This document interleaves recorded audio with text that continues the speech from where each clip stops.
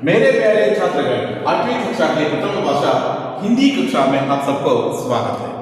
बच्चों, पिछली कक्षा में हम अध्ययन किए थे बोलाराम का जीव नामक पाठ और प्रश्नोत्तर और अन्य भागों के बारे में हम चर्चा कर चुके थे। आज की कक्षा में हम पैटर्न, एग्जाम का पैटर्न कैसे रहते हैं और उसके विवरण के बारे में चर्चा करने वाले हैं।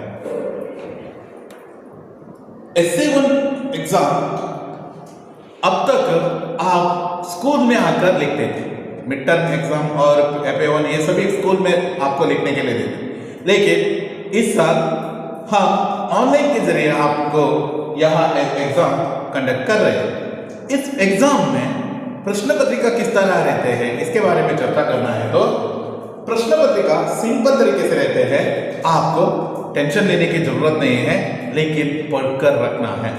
आखिर किस तरह का जो प्रश्न आ सकते हैं यहाँ कहना है तो एक पैटर्न जो आपको कहना है तो यहाँ है आपके लिए पैटर्न है। यहाँ इस तरह ही इतना ही प्रश्न आपके लिए आ सकते हैं। यहाँ आपको सोचना है और मन लगाकर पढ़ाई भी करना है।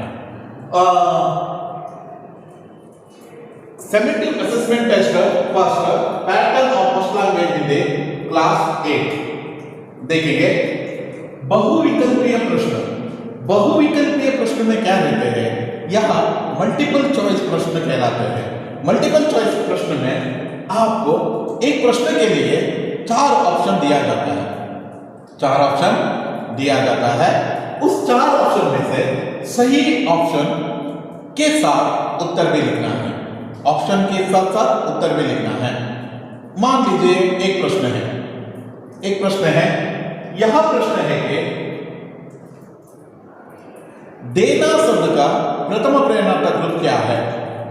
देना शब्द का प्रथम प्रेरणात्मक रूप है, आपको इतना लिखने की जरूरत नहीं है।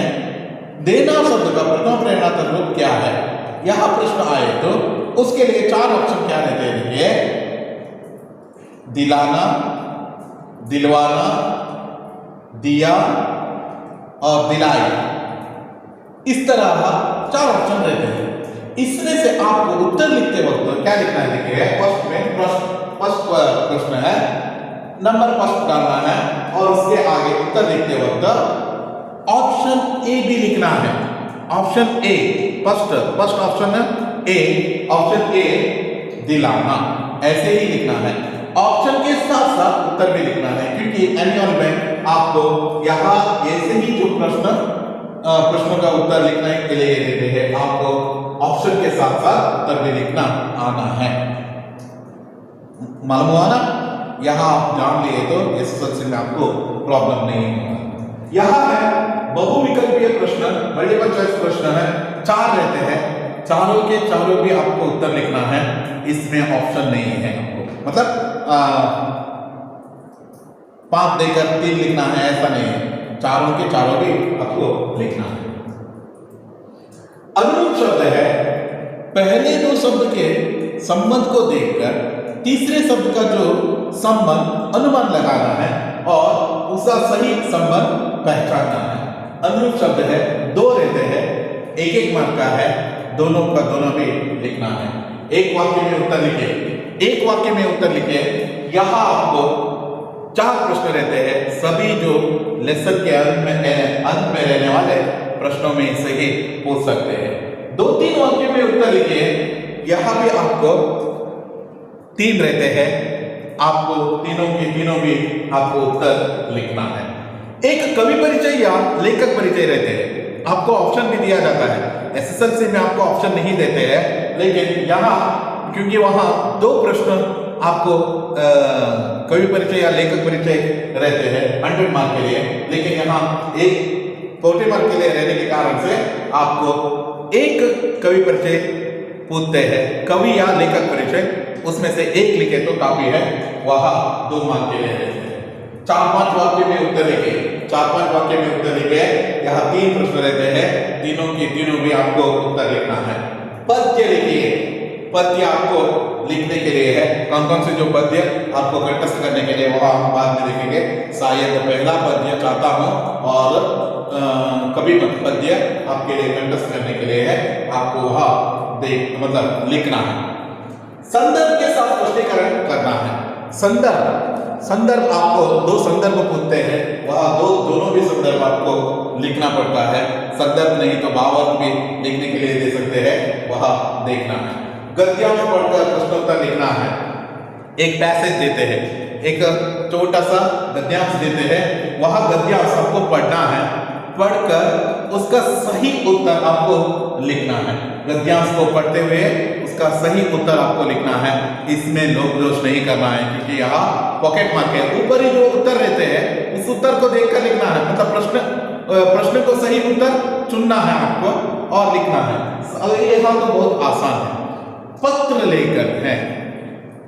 पत्र लेखन के लिए आपको 3 मार्क रहते हैं। यहाँ पत्र लेखन लिखना हर एक विद्यार्थी के लिए अत्यंत जरूरी है। कारण क्या है, क्यों कह देता हूं, पत्र लेखन न केवल इस एग्जाम के लिए आते हैं, एनुअल एग्जाम में आते हैं, 9th स्टैंडर्ड एग्जाम में आते हैं, 9th स्टैंडर्ड एनुअल में आते हैं, S7 में आते हैं, और आपको 10th में ये जरूर पूछने की संभावना रहते हैं। ज्यादा से ज्यादा यहाँ पत्र पूछते रहते हैं।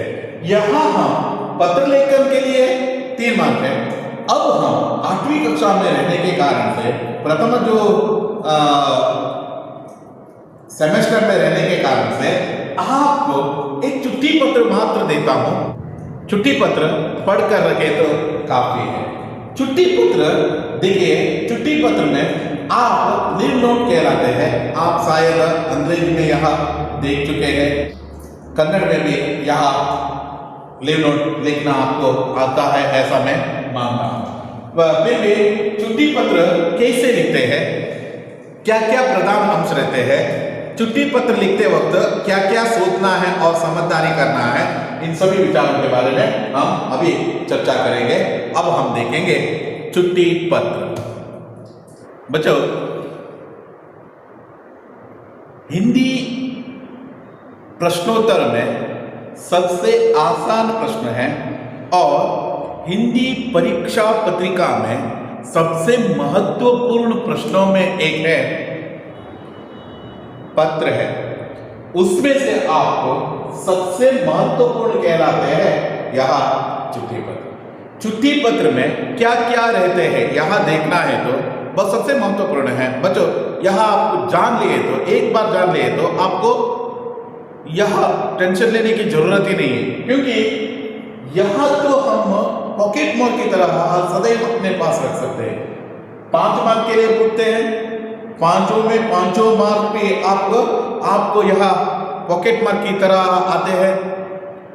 100 मार्क की जब परीक्षा होते हैं, नहीं तो 80 मार्क के फर्स्ट लैंग्वेज हो, थर्ड लैंग्वेज हो, चाहे कोई भी लैंग्वेज में आपको यहाँ पत्र लिखना आना सबसे महत्वपूर्ण है। उसमें से चिट्ठी पत्र लिखना आना अत्यंत महत्वपूर्ण कहलाते हैं। आज वैसे रहने वाले चिट्ठी पत्र कैसे लिखते हैं, चिट्ठी पत्र में क्या क्या भाग है, यह सभी हम आज की कक्षा में चर्चा करने वाले हैं। बच्चों, चिट्ठी पत्र है, एक चिट्ठी पत्र यहाँ दिया हूं और एक और चिट्ठी पत्र आपको पीडीएफ के जरिए आप तक पहुंचते हैं। दूसरा है, उस चिट्ठी पत्र में एक लड़की रहते हैं। लड़की देखिए, लड़की लेटर केस लिखे तो कैसे जो चेंजेस करना पड़ता है, लड़का यहाँ लेटर लिखे तो क्या क्या चेंजेस आपको करना पड़ता है, ये सभी हम देखेंगे। Yes, okay. चिट्ठी पत्र है 15/12/2020। दिनांक का नाम लिखना है आपको, दिनांक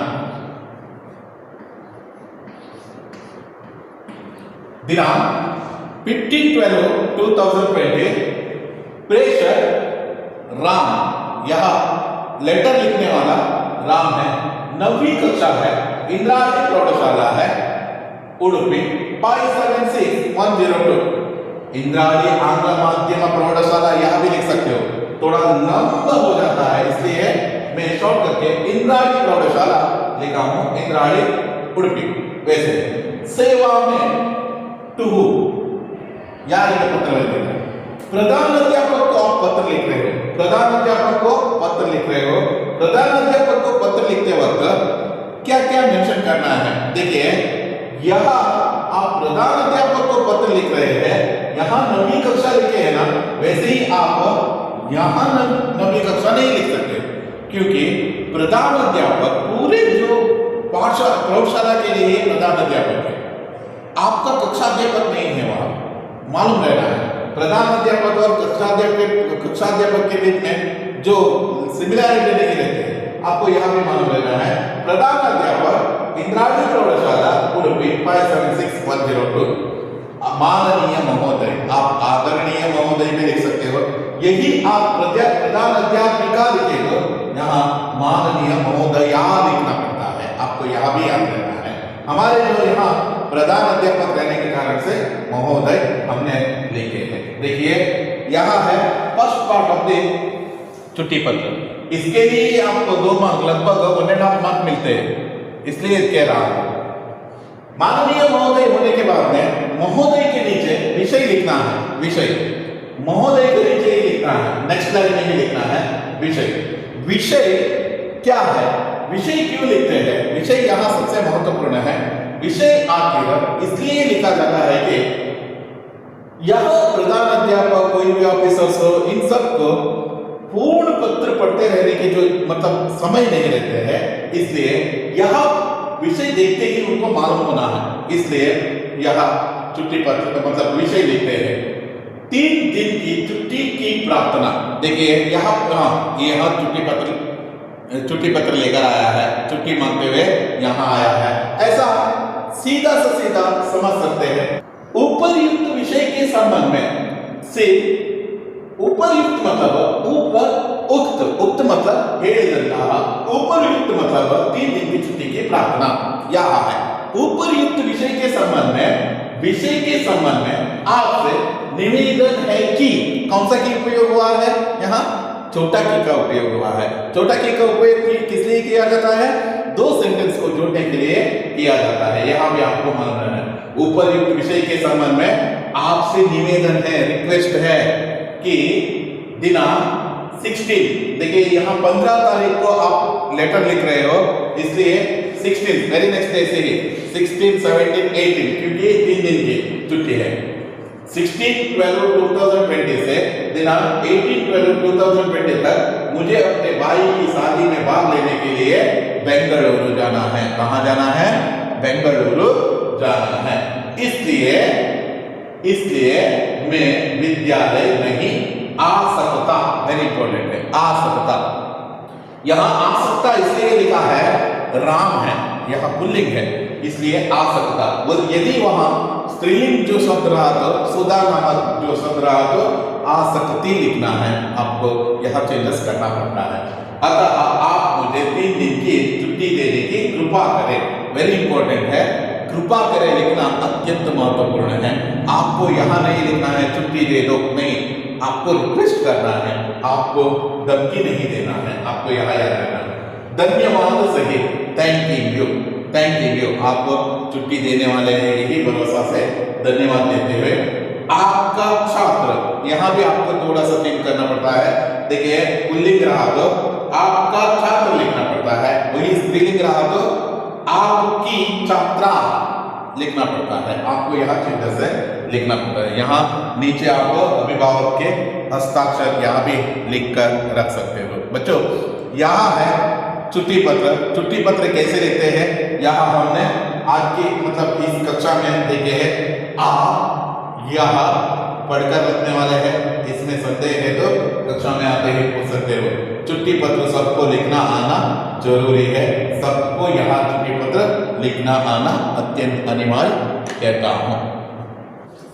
छुट्टी पत्र हम तो देख चुके हैं, छुट्टी पत्र में आपको डाउट्स नहीं है। एक और छुट्टी पत्र आपको भेजने की कोशिश करते हैं, वह है एक लड़की छुट्टी पत्र लिखे तो कैसे जो लिखती है, इसके बारे में विवरण देते हुए हम भेजने की कोशिश करते हैं, टेंशन नहीं लेना है। बच्चों, अब हम पोर्शन कौन कौन से जो पार्ट आपको एग्जाम के लिए है। यहाँ हम एक बार नजर डालना है तो ऑलरेडी हम देख चुके हैं, फिर भी एक बार पढ़कर सुनाता हूँ, देख लीजिए। चाहता हूँ पद्य आपके लिए कंटस्ट करने के लिए, लास्ट पैरा कंटस्ट करने के लिए है और उसे कंटस्ट करना है और साथ ही साथ उसका प्रश्नोत्तर सभी पढ़कर रखना है, यहाँ इंपॉर्टेंट कहलाते हैं। पद्य कंटस्ट करने के लिए है। सांप और सपना यह पाठ भी अत्यंत महत्वपूर्ण है। इस पाठ से 3 सपने हैं और उसका अर्थ है और किस तरह प्रायश्चित हुआ, ये सभी इंपॉर्टेंट है। कभी मत, यहाँ भी पहले 4 लाइन आपको कंटस्ट करने के लिए है, हर एक भावार्थ आपको इंपॉर्टेंट है और साथ ही साथ प्रश्नोत्तर भी इंपॉर्टेंट है। न्याय निर्णय कैसे हुआ, कि किसने जो विद्रोह किया था, किसको धोखा दिया था और उसका अंत में न्याय निर्णय हसन ने कैसे किया, यह भी अत्यंत महत्वपूर्ण है। राखी बांधकर पेड़ों से रिश्ता, अलवर के लोगों ने पेड़ों से कैसे रिश्ता निभाए हैं, यह भी इंपॉर्टेंट है। राजस्थानी भोजन इंपॉर्टेंट है और सभी इंपॉर्टेंट है। भारतीय सितारा कल्पना चावला का जन्म और उसके एजुकेशन, नासा में उसका कार्य, पहला अंतरिक्ष यात्रा, दूसरी अंतरिक्ष यात्रा हम सब के लिए कैसे प्रेरणा स्रोत है, ये सभी इंपॉर्टेंट है।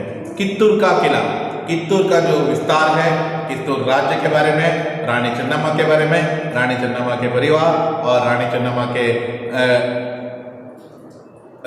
ने अंग्रेजों से कैसे लोहा लिया और किस तरह अंग्रेजों ने कित्तूर को अपने वश में कर लिया, ये सभी आपको पढ़कर रखना है। इस तरह 8 पाठ आपको है। चाहता हूँ, सांप और सपना, कभी मत, न्याय, राखी बांधकर पेड़ों से रिश्ता, बोलाराम का जीव तो आपको मालूम है किस तरह जो पाठ है। बोलाराम का जीव, भारतीय सितारा कल्पना चावला, कित्तूर का किला, इस तरह सभी पाठ और प्रश्नोत्तर आपको पढ़कर रखना है। बच्चों, मैं मानता हूँ आपको पैटर्न पोर्शन इसमें डाउट्स नहीं है। पैटर्न इस तरह रहते हैं। 40 मार्क का जो यहाँ प्रश्नोत्तर है, आपको ज़्यादा से ज़्यादा बिना देख कर ही लिखना है। आप घर में लिखने के लिए बैठते हो, हमारे जो टीचर्स को मालूम नहीं होता है, ऐसा सोचकर आप हमें धोखा देने के लिए कोशिश मत कीजिए। ज़्यादा से ज़्यादा बिना देख के लिखने के लिए प्रयत्न कीजिए। एक बार पढ़ लिए तो आपको आसान हो जाते हैं। किस तरह यहाँ प्रश्नोत्तर रहते हैं, ये हम सभी हमने देखे हैं। अब हम आगे का जो एक पाठ है, एक बहुत महत्वपूर्ण पाठ कहने वाले यक्षगान के बारे में चर्चा करेंगे। यक्षगान एक लोक कला है। लोक कला होने के नाते यक्षगान में किस तरह वैशिष्ट्यता रहते हैं, किस तरह वैशिष्ट्यपूर्ण जो कला है, यदि बच्चों में यहाँ सीखने की आदत आ गई तो क्या क्या लाभ है, इन सभी विचार यहाँ पाठ में हम चर्चा करने वाले हैं।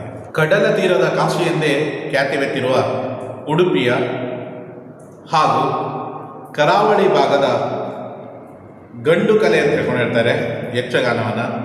ಈ ಯಕ್ಷಗಾನದ ಚರಿತ್ರೆ ಮತ್ತು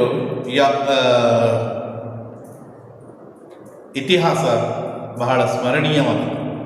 ಇಂಥ ಒಂದು ಅದ್ಭುತ ಕಲೆಯನ್ನು ನಾವು ಉಡುಪಿಯವರು ಆರಾಧಿಸ್ತೇವೆ, ಪೂಜಿಸ್ತೇವೆ.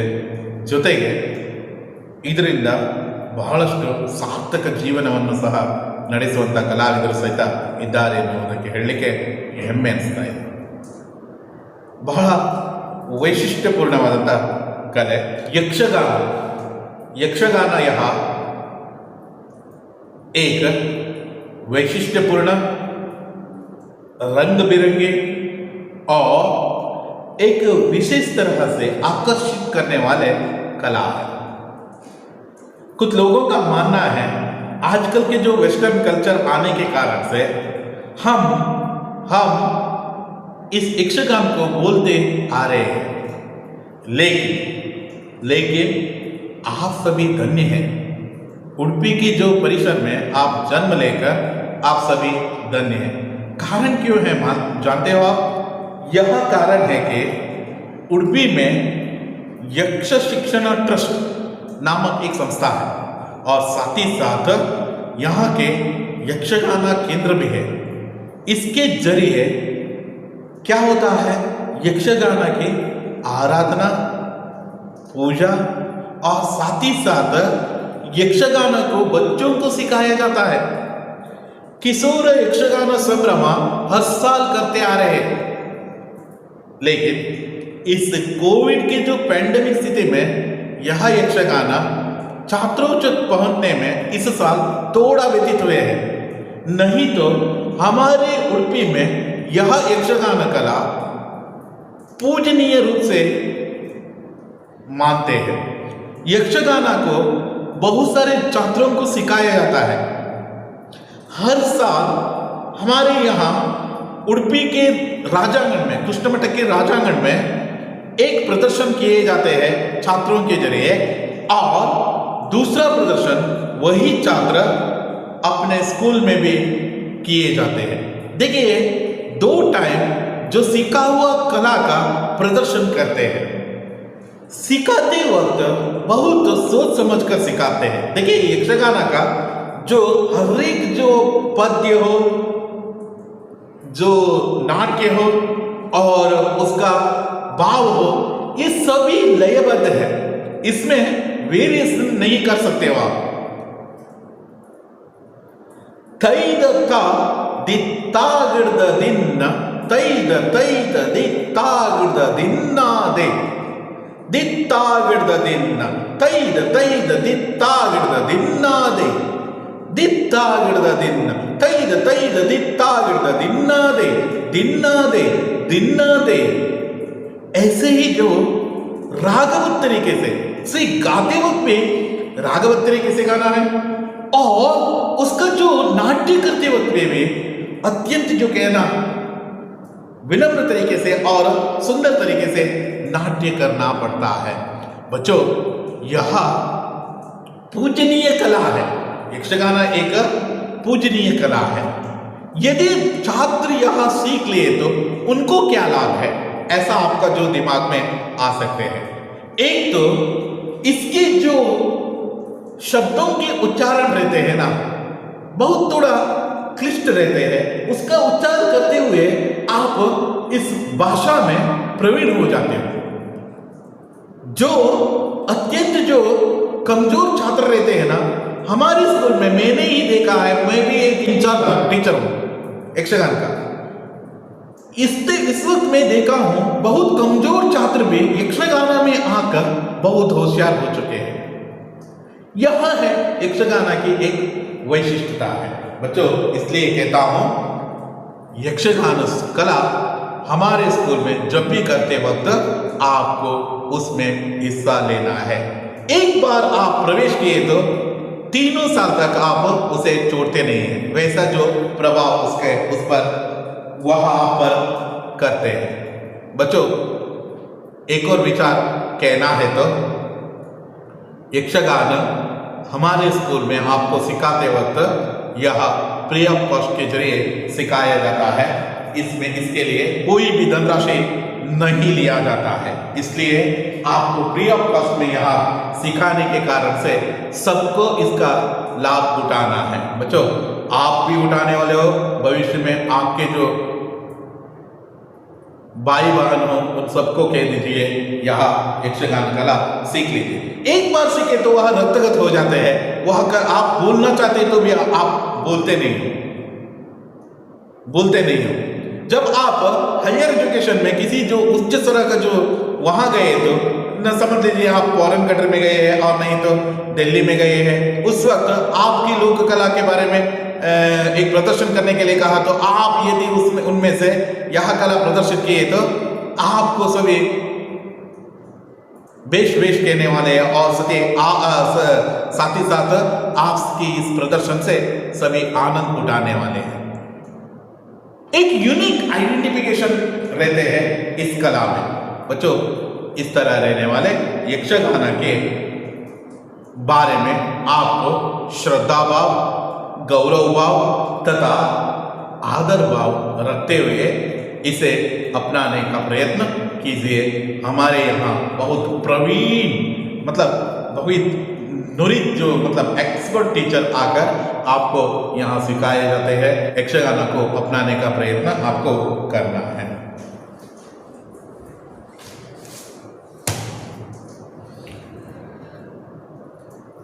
पाठ 15 है यक्षगान।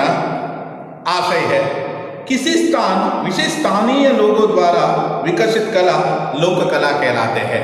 लोक कला कहलाते हैं। लोक कला एक विशिष्ट प्रकार का जो कला है, हर एक जगह पर उनकी उनकी लोक कला रहते हैं।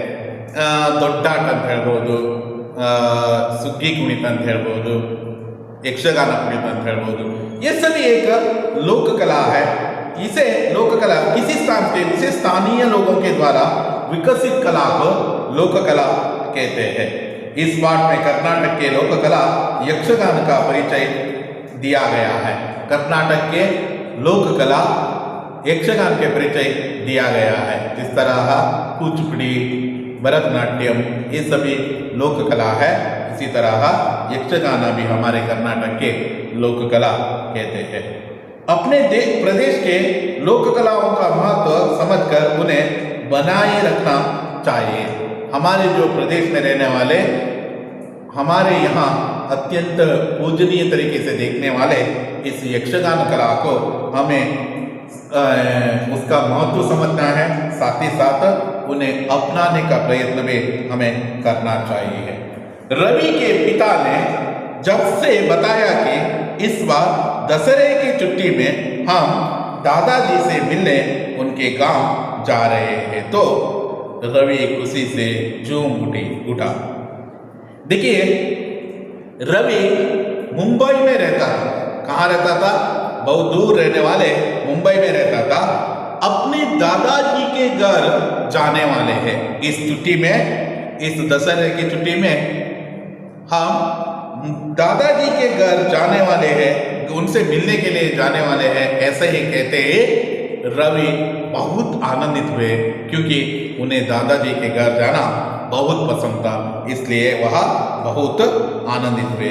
क्योंकि जब भी वह मुंबई के भीड़-भाड़ से दूर अपने दादा के पास कर्नाटक के छोटे से गांव जाता था, उसे बहुत अच्छा लगता था। भीड़-भाड़ दुनिया मुंबई से बहुत दूर रहने वाले एक कर्नाटक का एक छोटा सा गांव में दादाजी रहते थे। उस गांव में रहते वक्त बहुत अच्छा आनंद महसूस करता था। जिस दिन वे लोग गांव पहुंचे वहां दशहरा का उत्सव चल रहा था। जिस दिन रवि, उनके पिताजी और उनके परिवार सभी गांव गए, दादाजी के घर गए, उस वक्त गांव में दशहरा का उत्सव चल रहा था। दशहरा का जो संभ्रम चल रहा था। संदर्भ में उसी संदर्भ में वहाँ रोज न कुछ सांस्कृतिक कार्यक्रम चलते रहते थे। इस समय एक एक कार्यक्रम, एक दिन भजन है तो दूसरा दिन एक म्यूजिकल जो कॉन्सेप्ट और तीसरा दिन भरतनाट्यम और एक दिन यक्षगाना भी कुछ न कुछ सांस्कृतिक कार्यक्रम चलते रहते थे। रवि ने दादाजी से पूछा कि आज के शाम का कार्यक्रम क्या है। सीधा गया दादाजी से पहला प्रश्न पूछने लगा, आज का जो कार्यक्रम कौन सा है, आज क्या कार्यक्रम होने वाले हैं हमारे गांव में। तो उन्होंने बताया कि आज यक्षगान का प्रदर्शन होने वाला है। कौन सा जो कला का जो प्रदर्शन होने वाला है, सर्वश्रेष्ठ कलाओं में एक है, वह है यक्षगान। यक्षगान कला का जो प्रदर्शन होने वाला है। रवि के पिता ने बताया कि तुम्हारे दादाजी भी यक्षगान के प्रसिद्ध कलाकार है। उसी वक्त रवि के पिताजी ने बताया, आप जानते हो क्या, आपके दादाजी भी एक बहुत जो क्या ना सुपर आर्टिस्ट है, बहुत जो नाम कमाया हुआ आर्टिस्ट है। वह एक समय बहुत बड़े कलाकार थे, इस यक्षगान के बहुत प्रसिद्ध कलाकार है। यहाँ सुनकर रवि दादाजी के पीछे पड़ गया। जैसे ही यह शब्द सुनते ही रवि दादाजी के पीछे पड़ गया, क्योंकि तुम्हें मुझे यक्षगान के बारे में कहना है, यक्षगान मुझे बहुत प्रिय है।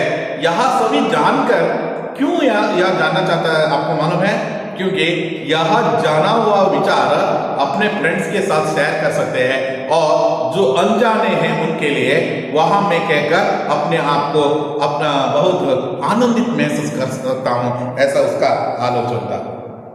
पीछे पड़ गया, उसे यक्षगान के बारे में बताइए। यह सुनते ही दादाजी के मानो सपनों की दुनिया में खो गए। जैसे ही यह इच्छा प्रकटित कर रहे हैं, ऐसे कहते हैं वह अपने आप बहुत मतलब एक सपनों की दुनिया में खो गए। मतलब पुराने जो जिस समय वह यक्षगान कर रहा था ना, उस समय की वह दुनिया में चले गए, ऐसा आभास किया, सपनों की दुनिया में खो गए। आपको यहाँ मालूम रहना है, हमारे यहाँ यक्षगान केंद्र में बहुत प्रसिद्ध गुरु कहते हैं संजीव सुवर्ण जी, बहुत एक्सपर्ट जो यक्षगान गुरु जी कहते हैं। बहुत सारे जो छात्रों को यहाँ रखकर यक्षगान भी सिखाते हैं और साथ ही साथ यहाँ का जो उन्हें विद्याभ्यास दिलाने का प्रयत्न भी करते हैं। यहाँ उनकी बहुत बड़ी योगदान है। इस तरह रहने वाले यक्षगान उडुपी में किस तरह प्रमुख है और आपको एक दो प्रसंग के बारे में और साथ ही साथ किस तरह इसका प्रकार रहते हैं, वेशभूष कैसे रहते हैं, इन सभी विचारों के बारे में हम आने वाली कक्षा में चर्चा करेंगे। यह कहते हुए आज की कक्षा यहाँ समाप्त कर देता हूँ। धन्यवाद।